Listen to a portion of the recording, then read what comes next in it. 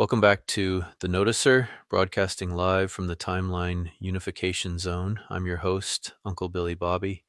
Today, we're tackling modern discord by looking backward. We're looking at the WNBA, a league experiencing explosive growth, but grappling with deep racial tensions, media bias, and growing pains between veteran players and new stars.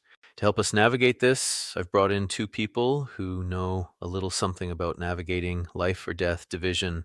Harriet Tubman and Winston Churchill, welcome to the Tews. Glad to be here, Billy. Though I'll admit, where I come from, discord usually meant a bounty on your head, but pain is pain and division is division, no matter the century. Quite. Though I must say, the concept of a podcast is rather quaint. Still, if we are to solve the squabbles of professional sportswomen, I suppose I can lend a strategic ear. Let's get right to it. The WNBA was built largely on the backs of Black women who played for decades with little pay and zero mainstream respect. Now, new players, specifically white players bringing massive media attention, have entered the chat. The resentment, the racial narratives in the media, the fan toxicity, it's boiling over. Harriet, you led diverse groups of people to freedom. How do you keep the collective moving forward when resentment is brewing? You acknowledge who built the road. Listen, you can't have new folks riding the train without them paying respect to the conductors who laid the tracks in the dark. The WNBA is built on Black women's sweat. The media wants to act like the league just started yesterday. That erases history. You want unity? The new stars have to use their spotlight to illuminate the veterans. You shine the light back or the whole house burns down from jealousy. A brilliant tactical maneuver, Madam Tubman. In politics and war, we call it securing the vanguard. If the new recruits do not honor the old guard, the army eats itself.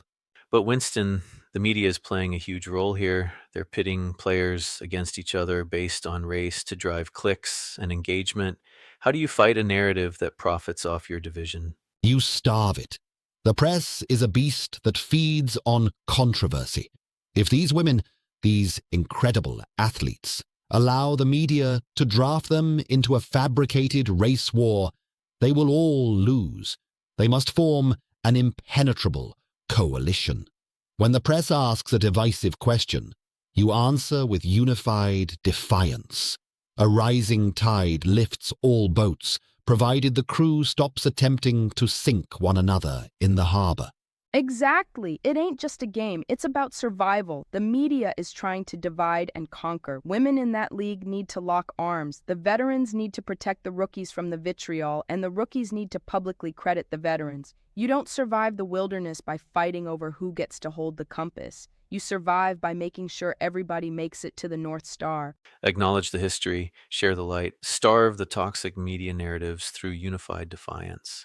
If a prime minister and the Moses of her people can agree on the playbook, I think our modern sports fans and media can figure it out. That's all for today on The Noticer.